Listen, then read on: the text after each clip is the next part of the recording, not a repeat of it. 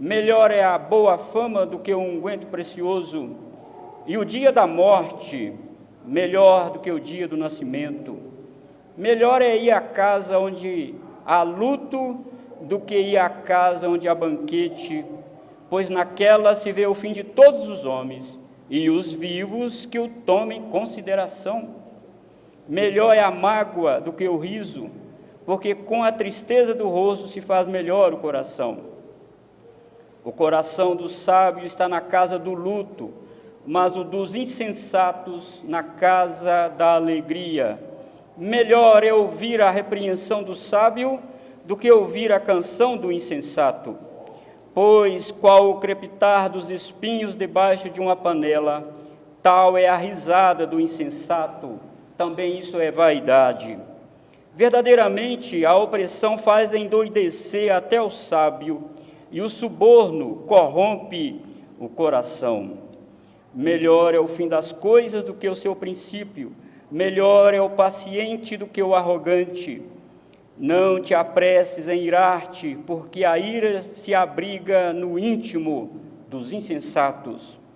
Jamais digas, por que foram os dias passados melhores que estes?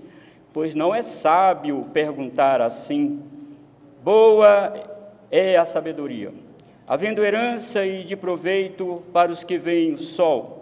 A sabedoria protege como protege o dinheiro, mas o proveito da sabedoria é que ela dá vida ao seu possuidor. Atenta para as obras de Deus, pois quem poderá endireitar o que ele torceu? No dia da prosperidade, goza do bem, mas no dia da adversidade, considera em que Deus fez tanto este como aquele, para que o homem nada descubra do que há de vir depois dele. Curvamos, irmãos, mais uma vez nossas cabeças, voltemos em oração. Ó Deus maravilhoso, a Tua palavra foi lida aqui nesta noite, Senhor, e eu peço ao Senhor que use de compaixão conosco, e de mim aqui o Teu servo, ilumina minha mente, ajude-me, ó Deus, a proclamar com verdade a Tua palavra. O Teu Santo Espírito está aqui, Senhor, nos ajudando a cultuar o Senhor. Por isso, ó Pai, pedimos, Senhor, que através do Teu Santo Espírito nos ajude. É no nome de Jesus que eu oro. Amém. A vida melhor envolve, irmãos, algumas coisas amargas, e algumas coisas amargas tornam a vida melhor. O capítulo 7 retoma o tema que o pregador vem falando sobre a vida debaixo do sol. E especialmente o versículo 29 aqui do capítulo 7, ele diz e ele mostra o porquê a vida aqui debaixo do sol é vaidade. Ele diz que Deus fez o homem reto, mas ele se meteu em muitas astúcias. E trouxemos, amados irmãos, sobre os nossos ombros as consequências da queda de Adão. E ao invés de alguém culpar Deus pelas mazelas, os infortúnios, os percalços que nos assolam, devemos culpar a nós mesmos, por causa dos nossos pecados, que diz o pregador que Deus fez o homem reto. É o homem que se meteu em muitas astúcias.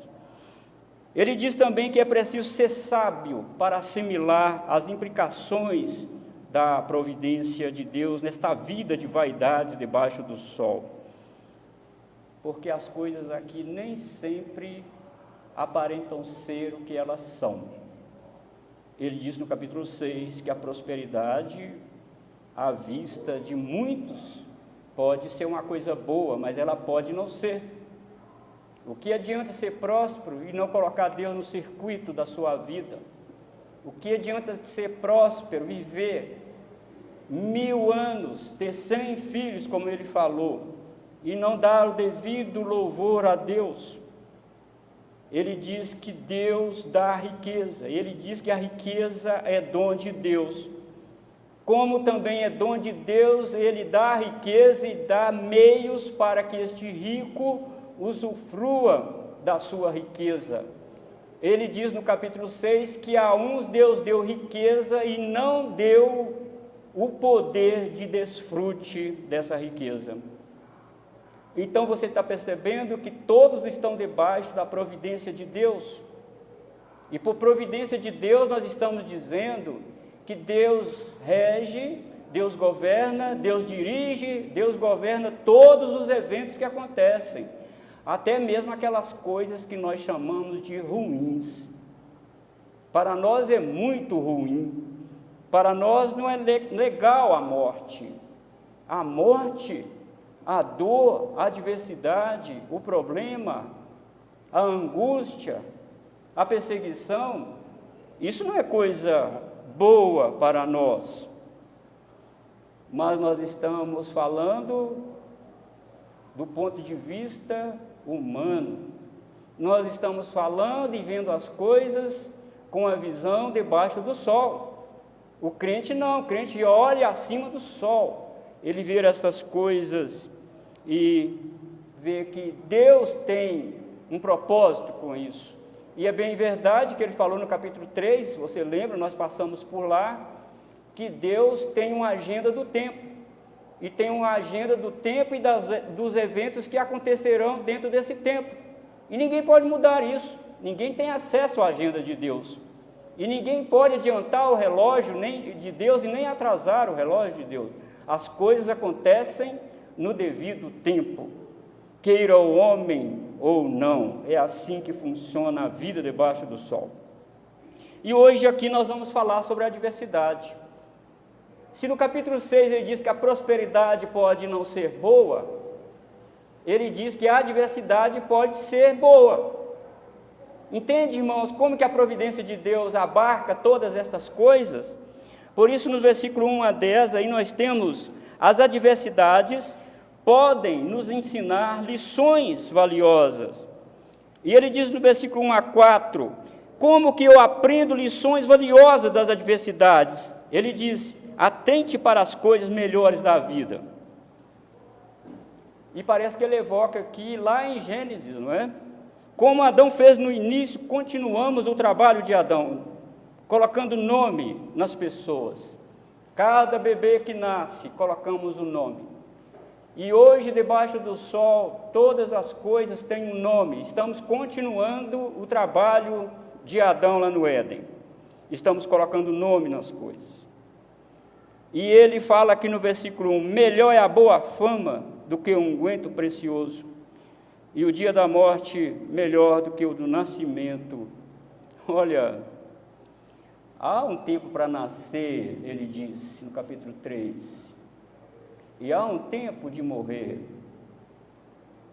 A nossa questão não é o nascer nem o morrer, o nosso ponto é o interregno entre essas duas coisas, entre esses dois eventos, entre o início e o fim. É nesse meio que nós nos perdemos, é nesse meio que nós dizemos: não, eu não aceito isso, não, eu não aceito, eu vou orar, eu vou determinar. Não, você não vai, nada vai mudar, você não vai. Você pode orar para Deus te dar força para passar pelos problemas, você pode orar para isso, mas para Deus tirar o problema, você não vai conseguir, porque há um tempo determinado. E as adversidades nos ensinam isso, irmãos, essas lições maravilhosas que temos aqui. Então ele fala que a reputação é melhor do que o perfume. Numa sociedade naquela época, onde o calor era intenso e o acesso à água era muito difícil, quem tinha um unguento precioso, quem tinha uma pasta aromática para passar no corpo, quem tinha aí, vamos dizer, um desodorante muito bom, ele perfumava o lugar onde ele passava. Isso era muito valioso naquela época, mas ele diz: a reputação é melhor do que essa pasta preciosa. Por quê? Porque a reputação vai além morte. O perfume, ele tem poder de duração muito pouco. Você passa por aí, exala o seu perfume e o vento leva e pronto. Mas e a reputação? Como eu estou vivendo no mundo?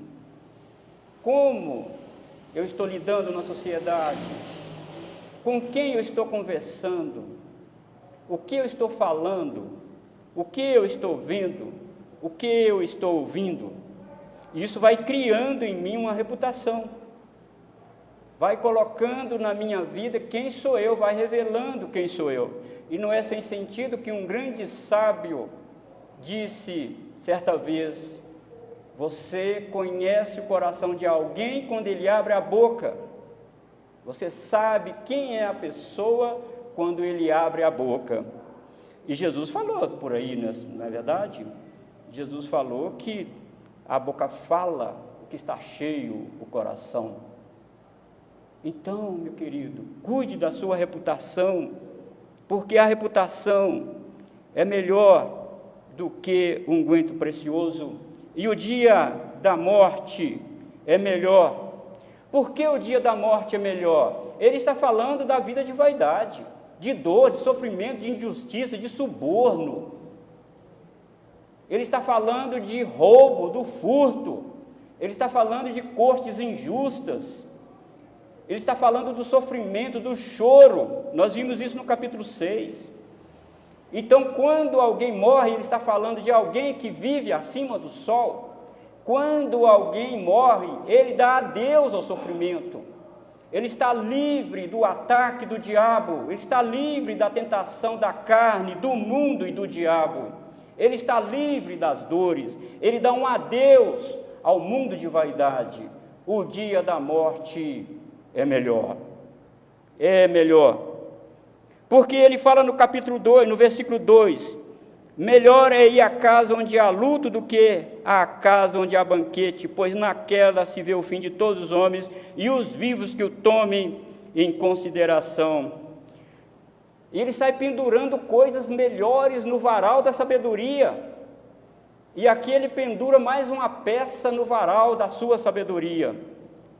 Olha, vá à casa do luto. É melhor você ir no funeral do que ir numa discoteca, numa danceteria, porque lá ninguém pensa na vida.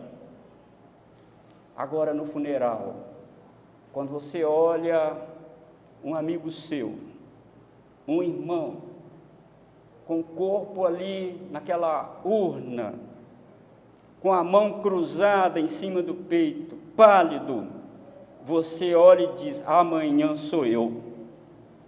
Amanhã sou eu, e eu tenho que cuidar da minha vida. Amanhã sou eu. Agora, lá na casa da alegria, lá na danceteria, na orgia do mundo, nos bares, ninguém pensa nisso. Ninguém pensa. E ele vai pegando essas peças da sabedoria no varal e vai nos mostrando: pendura isso aqui, isso é bem melhor para você. E no versículo 3, o pregador ainda nos mantém dentro do velório. Melhor é a mágoa do que o riso, porque com a tristeza do rosto se faz melhor o coração. Ninguém fica feliz diante de um funeral. Ele fica triste, porque pessoas choram, pessoas ficam amarguradas e choram muito. Principalmente se alguém que está ali é um parente seu muito próximo, ele chora. E às vezes eles dirigem até palavras inadequadas para Deus, no momento de angústia, de dor, de tristeza, por ver talvez a mãe vendo seu filho ali no caixão, ou o seu pai, ou a sua mãe ali, ou a sua esposa, seu esposo. Uma morte talvez repentina, e ele diz: olha, continue comigo no funeral, continue, porque a tristeza do rosto faz melhor o coração. Irmãos, aqui é para nós pensarmos, não é verdade? Quantos crentes estão levando a vida na bancarrota espiritual, não é verdade? Quantos ainda não estão pensando na sua vida, principalmente a vida com Deus, né? Vão à igreja porque virou um hábito ir à igreja, Não. Pense, sirva o Senhor com alegria, porque amanhã, todos nós aqui, irmãos, todos nós, a não ser que Jesus venha pessoalmente, visivelmente, gloriosamente, todos nós estaremos no caixão. Então é bom que a gente pense agora. Vamos pensar na nossa fama, o que nós estamos construindo na nossa reputação. Vamos pensar nisso. E ele diz no versículo 4, por que é melhor? O coração do sábio está na casa do luto, mas o dos insensatos na casa da alegria. Você quer conhecer uma pessoa, se ela é sábia ou insensata? Vê aonde ela frequenta. As grandes baladas dos jovens, roupas indecentes, palavras de baixo calão, palavras que ferem a moral, música que badalam, que enfrentam a polícia, músicas imorais. A canção dos insensatos está aí na rua. Os jovens estão se perdendo nesse emaranhado de orgias que o mundo oferece. Você sabe, dá para saber quem é sábio e tolo? Olha a sociedade, veja a sociedade. Mas sabe quem é tolo aos olhos dele? Nós somos tolos. Mas a Escritura diz que o lugar onde essas pessoas frequentam demonstram se elas são sábias ou tolas ou insensatas. O coração do sábio está na casa do luto, ele pensa na morte. O sábio pensa que vai morrer, ele se prepara para morrer, ele pensa na morte. Não é quando ele passa mal, está com problema de saúde, que ele pensa na morte. O sábio sempre está pensando na morte. E se eu morrer agora, como eu estou? Agora, o insensato, vamos comer e beber, que amanhã nós morreremos. Não, você é tolo se você pensa assim, diz aqui o Kohelet. Então, irmãos, atente para as lições preciosas que ele está nos ensinando. A casa do luto, ele sempre toca neste assunto. Olha, vá à casa do luto, verifique você, faça uma autoanálise, faça uma introspecção, como está a sua vida, porque é certo que você vai também para um caixão, e é certo que pessoas vão chorar também sobre você. Nos versículos 5 e 6, ele diz, aceite a correção do sábio, não importa, irmãos, quem, mas se é necessária a correção, ela deve ser aplicada. Você se lembra de Davi? O rei de Israel pecou gravemente, e para ele estava tudo bem, sou rei. Até então, a sua consciência não tinha tocado do que ele tinha feito, mas foi um sábio lá falar com ele, o profeta Natã. Essa história está em 2 Reis, capítulo 12. O profeta Natã chega lá e enfrenta o rei. Ele não olhou com quem ele estava falando. Ele aplicou uma correção no grande rei de Israel, Davi. E você se lembra também de Saul? O profeta Samuel corrigiu Saul, mas ele procurou justificar os seus erros. Davi, quando caiu em si do seu pecado, ele rasgou as suas vestes e colocou o rosto no chão e arrependeu, pediu perdão a Deus. Agora Saul, pelo contrário, ele procurou justificar o seu pecado. Quem é sábio e quem é tolo? Atente. Você já viu aquelas pessoas que não aceitam correção? Aquelas pessoas que são duras de coração? Sabe, à luz da Escritura Sagrada, quem são essas pessoas? Pessoas tolas, muito tolas. Nós, irmãos, gostamos da lisonja e da bajulação. Oh, pastor, como que você o pregou? Às vezes o pastor vai para a porta cumprimentar os irmãos, e chega um irmão e diz: pastor, que mensagem! E o pastor: eu sou bom, gostamos da lisonja, da bajulação, mas se alguém disser: pastor, o senhor não pregou coisa nenhuma, pronto, não gosto desse irmão, esse irmão está me perseguindo. Talvez não. Talvez ele está te apontando alguma coisa para você consertar.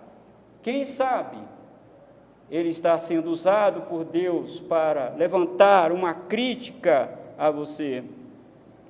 A canção do tolo, não é? No versículo 5. Melhor é ouvir a repreensão do sábio do que ouvir a canção do insensato. E o que dizer, irmão, sobre o cenário religioso? Os púlpitos do conglomerado evangélico estão cheios de pregadores do entretenimento, igrejas que contratam pastores para entreter as pessoas.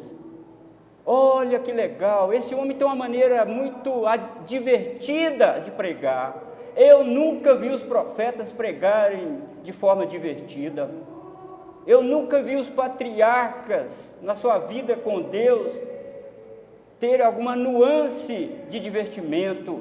Eu nunca vi os apóstolos divertindo alguém. Eu nunca vi Jesus divertindo alguém.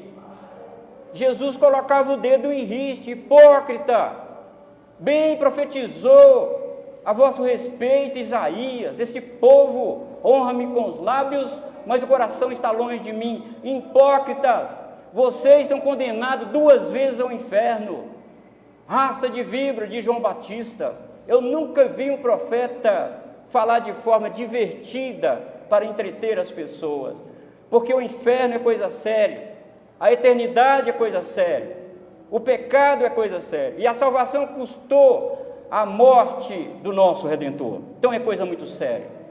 Estamos aqui para brincar, para entreter. Eu não estou dizendo que o divertimento seja pecado. Às vezes precisamos de rir um pouco, mas na igreja, no culto, não é hora disso. É melhor ouvir a repreensão do sábio. O púlpito é usado para corrigir, para apontar, para encorajar, para edificar, e não para entreter as pessoas. Então temos o versículo 6. O verso 6 diz que a risada no lugar da repreensão é tão destrutiva como galhos de espinhos incendiados debaixo de uma panela. O barulho do crepitar dos espinheiros debaixo de uma panela pode até não ser agressivos aos ouvidos. Você escuta aqueles estalos dos espinhos, aqueles galhos finos debaixo da panela. Ele diz: pois qual o crepitar dos espinheiros debaixo de uma panela, tal é a risada do insensato. Também isto é vaidade. Não dura muito, não vai durar muito isso. Os espinheiros não têm uma substância robusta para aguentar o fogo. De repente serão destruídos. Ele está olhando esta cena e dizendo: a risada do insensato, o divertimento do mundo vai durar pouco, porque vai vir a morte ceifar a vida deles. Quantos jovens, irmãos, estão morrendo agora? Quantos jovens estão morrendo de overdose agora? Quantas pessoas estão na sarjeta, babando? Quantos jovens estão sujos agora? Mas deram risada antes, se alegraram. Quantas meninas grávidas agora? Quantas estão neste mundo de orgia? Rindo, se divertindo, mas insensatos. É como crepitar dos espinheiros debaixo de uma panela. Vai durar pouco isso aí. Não tem calor suficiente para efervescer a vida. Não tem calor suficiente. Por isso, irmãos, nós precisamos olhar estas coisas e meditar. Olha, eu preciso olhar essas peças que o correio está pendurando no varal e olhar para mim mesmo Eu preciso fazer isso. Preciso. Versículo 7, verdadeiramente a opressão faz endoidecer até o sábio, e o suborno corrompe o coração. Entenda que as provações fazem parte da vida, fazem parte, versículo 7 a 10. Amados irmãos, vivemos num mundo de opressão. Podemos dizer que o sistema do mal exerce uma opressão ou pressão sobre nós. E isso diz o Corrélio no versículo 7, pode tornar o sábio um tolo. Quantas pessoas, irmãos, foram enredadas pelo sistema corrupto político brasileiro? Quantos crentes foram enredados? Quantos crentes foram mergulhados nesse sistema corrupto? Quantos? Mas eram tidos como sábios, mas viraram tolos. Tem pastores, sim senhor, sim senhora, tolos, tem, que ficaram doidos com a opressão, com o suborno, corrompeu o coração. Queridos irmãos, a vida aqui debaixo do sol é vaidade. É preciso ser sábio para lidar com essas coisas. É preciso ter a graça de Deus para lidar com estas coisas. Por isso o versículo 8 diz que quando estivermos em grandes adversidades, devemos pôr o nosso olhar para o fim das coisas. Melhor é o fim das coisas do que o seu princípio, melhor é o paciente do que o arrogante. Quando Moisés marcou uma audiência com o Faraó, Faraó, deixa o meu povo ir. O que Faraó fez? Ele dobrou a tarefa, ele colocou mais serviço em cima dos israelitas. Parece que no início não foi nada bom, mas qual foi o desfecho dessa história? Deus, no final, libertou o seu povo. Você olha uma congregação de pessoas simples, começam na casa de alguém, pessoas simples, pessoas que talvez não tenham um cabedal teológico elevado, pessoas que mal leem a Bíblia, mal sabem fazer os encontros vocálicos que a língua portuguesa tem, pessoas que nunca foram à escola, e nós olhamos e dizemos, como que vai nascer uma igreja daí? E eu te digo, muitas igrejas com centenas de membros hoje nasceram no lar de pessoas muito simples. Às vezes olhamos o início e dizemos, não, isso não vai dar em nada. Vai porque o dono da obra é Deus, é Deus. Melhor é o fim das coisas do que o princípio. Quando Nabucodonosor destrói o templo de Salomão, aquele templo suntuoso, e levou cativo o povo, e quando aqueles velhinhos retornaram da Babilônia e viram o templo que estavam sendo construído, irmãos, eles olharam, não acredito nisso, olha que comparação, esse templo é muito tacanho, é muito ínfimo do glorioso templo que Salomão construiu, e eles choraram de nostalgia, lembrando do passado, como foi glorioso, como foi gloriosa a igreja, e agora como a igreja está, e choraram, ô povo de Israel, e choraram. Deus levanta o profeta Ageu, e diz, olha, assim diz o Senhor, a glória da segunda casa será maior do que a primeira. Deus faz isso, Deus é poderoso, Deus é maravilhoso, e a providência de Deus está controlando todas as coisas, mas quando nós olhamos o início de alguma coisa, nós somos tentados a dizer, não vai dar em nada. Mas irmãos, aqui melhor é o fim das coisas do que o seu princípio, melhor é o paciente do que o arrogante. E o versículo 9, não te apresses em irar-te, porque a ira se abriga no íntimo dos insensatos. E aqui temos uma advertência para não irarmos quando estivermos em situações adversas, porque elas revelam quem somos.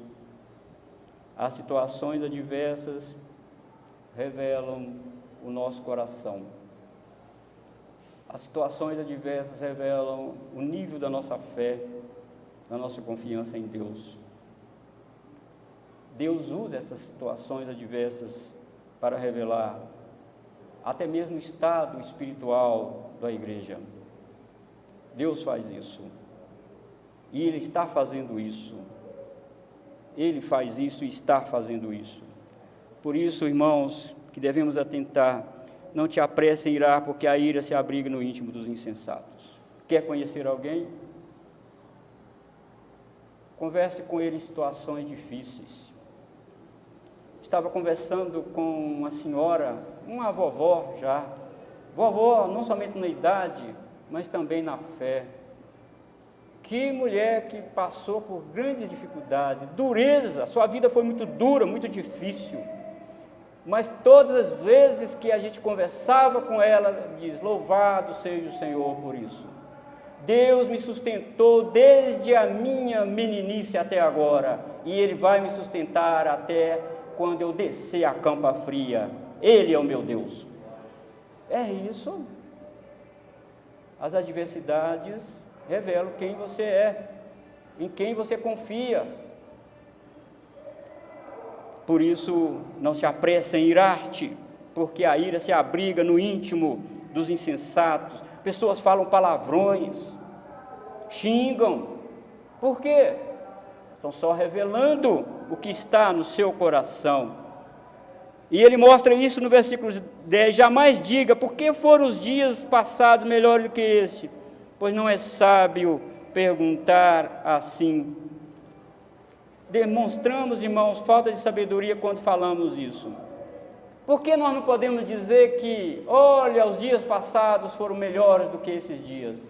Porque primeiro ele diz: não é sábio. Você que se fala isso ou pensa isso, você não é sábio, porque você não sabe o que você está falando. Porque capítulo 3 diz: há um tempo para todas as coisas, não se esqueçam disso. Há um tempo, e Deus trabalhou naquele tempo na sua vida. Deus te sustentou lá atrás na sua vida.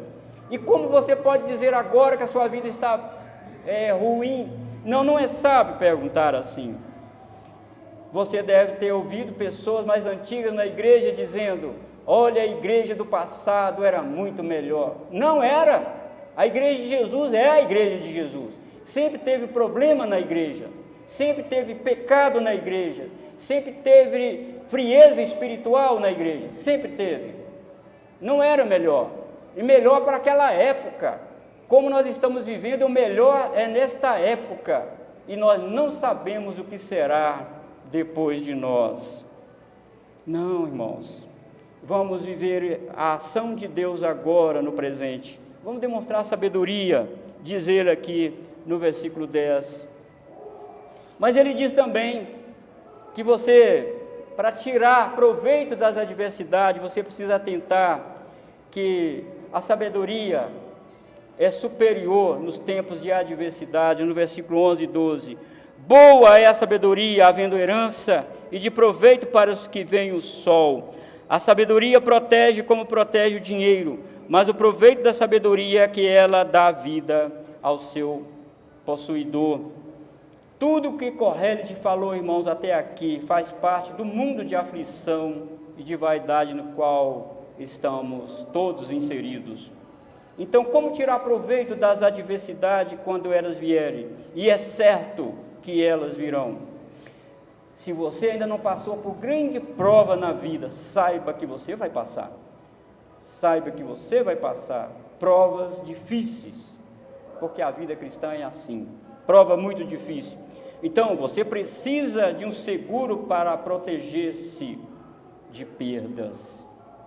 Você precisa de um instrumento que consiga extrair o ouro debaixo de terras profundas. Você precisa da sabedoria. Deus disse em Números 26, versículos 52 a 54, que a terra na qual eles tinham acabado de possuir seria dividida em famílias, e era preciso fazer o censo para saber a quantidade de pessoas porque se a família fosse maior, daria uma porção maior de terra, disse Deus lá em Números 26. E Deus determinou em Números 27 que todos deveriam casar na mesma família e na mesma tribo, para que ninguém se empobrecesse, ninguém ficasse mais rico do que o outro, ou caísse na miséria. O ponto do pregador é que a sabedoria é boa como a herança. Ela protege o seu possuidor como o dinheiro protege também aquele que possui. Você vê uma pessoa endinheirada? O dinheiro protege nesse mundo de vaidade. Deveria proteger? Não. Mas ele está falando do mundo de vaidade. Protege. O rico jamais será preso aqui no nosso país, porque o dinheiro protege ele. E o Correio falou no suborno, dos presentinhos, dos envelopezinhos, dos PIX, das contas abertas no exterior. Tudo isso o Correio insere nos seus escritos de sabedoria. O dinheiro protege o seu possuidor. Mas ele diz que a sabedoria é superior a isso, à herança e ao dinheiro, porque a sabedoria te leva acima do sol, ela te dá vida. O dinheiro não pode te dar vida, a herança também não pode te dar vida. Por isso, é melhor ter sabedoria. Se você fizer uma pesquisa, o que você quer, sabedoria ou dinheiro? O que as pessoas escolheriam? Escolheria o dinheiro e não a sabedoria. Mas e você? Se Deus dissesse a você, você quer sabedoria ou muito dinheiro? O que você escolheria agora, neste momento? Houve um homem que Deus fez isso com ele, você lembra? E provavelmente foi ele que escreveu Eclesiastes. Deus disse para ele: olha, você pode me pedir o que você quiser, que eu te darei, inclusive riquezas. O que ele escolheu? Ó Senhor, teu servo é como criança no reino de Israel. Dá-me sabedoria para governar este povo, Senhor. E o que Deus fez? Deu sabedoria e deu riquezas. Quem está falando aqui é quem sabe do que ele está falando. A sabedoria é melhor. Mas ele não está desvalorizando o dinheiro aqui. Ele fala que o dinheiro é bom aqui nesta vida, mas a sabedoria é muito melhor. E o versículo 13 e 14, amados irmãos: aceite o modo como Deus governa o mundo. Você não manda em Deus. O verso 13 diz que Deus governa o mundo usando uma situação que chamamos de adversidade. E ninguém pode mudar isso, porque ninguém pode endireitar o que ele torceu. Como Deus governa o mundo? Fazendo com que coisas que reputamos como ruins e até trágicas convertam-se em coisas melhores para nós. Ele exemplificou isso assim, usando a própria morte, dizendo que a morte é melhor, e na casa do luto é melhor. Mas isso é o que Deus torceu. Você não vai mudar os desígnios de Deus, você não vai conseguir mudar a agenda de Deus. Deus determinou um tempo para morrer, e Ele diz que é melhor estar na casa do luto, mas isso parece torto para nós, parece sem sentido para nós. Ele diz: você pode até achar isso, mas você não vai endireitar o que Deus torceu. Você não consegue fazer isso. O homem quer estar no salão de festas e não no funeral. O homem quer ouvir músicas que massageiam seus ouvidos, que lança na orgia. Ele não quer sofrer repreensão. Não, ele não quer isso. Ele quer viver uma vida na sua bancarrota, material, moral e espiritual. Isso parece muito torto para o homem debaixo do sol. Mas, ô homem debaixo do sol, você não consegue endireitar o que Deus torceu. É assim que Deus governa o mundo. Deus usa a aflição para nos ensinar lições preciosas. Deus usa a morte, Deus usa a doença, Deus usa até mesmo nossa falta de controle financeiro para nos ensinar lições preciosas sobre isso. Isso é o modo de Deus governar a nossa vida e o mundo. Aí agora, irmãos, no versículo 14, ele fala sobre as duas coisas, os dois eventos que acontecem no mundo. Ele dá um conselho aqui no final: no dia da prosperidade goza do bem, mas no dia da adversidade considerem que Deus fez tanto este como aquele, para que o homem nada descubra do que há de vir depois dele. E ele fecha essa sessão fazendo você entender que tanto a prosperidade como a adversidade vem de Deus. O teísmo aberto diz que não. O teísmo aberto diz que está tudo aberto. Deus não sabe do futuro. Deus pode prever o futuro. E como tem, queridos irmãos, pastores que aderiram ao teísmo aberto. Parte do teísmo aberto, não são todos. Eles acreditam que chuvas torrenciais que matam, que inundam, isso vem de Satanás e não de Deus. Não, vem de Deus, porque Deus usa essas coisas para controlar as coisas também. Deus usa esses eventos que nós achamos ruins, que trazem choro, que trazem mágoa, que trazem tristeza, para nos ensinar lições preciosas. Lembre-se que Jesus falou: todo poder me foi dado no céu e na terra. Todo poder. Então, o teísmo aberto diz que está tudo aberto. Qualquer coisa pode acontecer sem que Deus saiba. Não. Aqui o Correio te diz que no dia da prosperidade você deve aproveitar. Porque saiba que você está aproveitando os dias da prosperidade, mas não se esqueça que a adversidade vai bater a sua porta. E você não pode ser reclamão, dizer que Deus não importa com você, que Deus não te ama mais. Não, a adversidade vai chegar, é claro que ela vai chegar, é evidente que ela vai chegar. Mas não pense na adversidade, na prosperidade, ele diz. Viva na prosperidade que Deus está te dando, mas saiba que as dificuldades vão chegar, elas vão bater a sua porta. E saiba que Deus usa tanto essa como aquela para te ensinar lições preciosas, para você depender dele. Ele diz, para que o homem nada descubra do que há de vir depois dele. Porque se é prosperidade, prosperidade, prosperidade, se todo mundo vivesse na prosperidade, nunca passasse por adversidade, o homem nunca saberia o que viria depois. Agora ele está revelando aqui, na prosperidade, viva. Se Deus te deu condição, coma do bom e do melhor, mas saiba que pode chegar um tempo que você vai ser obrigado a comer capa de costela. O bicho vai estar longe, a adversidade chegou, o problema chegou, mas não murmure de Deus, dependa de Deus. Saiba que essa adversidade também vai passar e vai vir de novo um momento de prosperidade, e você vai aprendendo a viver a vida com Deus debaixo do sol. Que coisa gloriosa, irmãos, maravilhosa.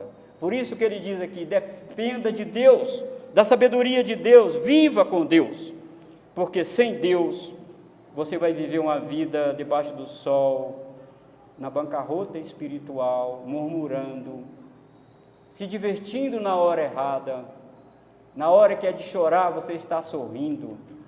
Não, o povo de Deus tem a revelação de Deus, tem a orientação de Deus.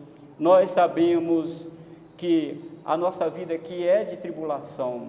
Pensa na glória de Deus na eternidade e viva com Deus.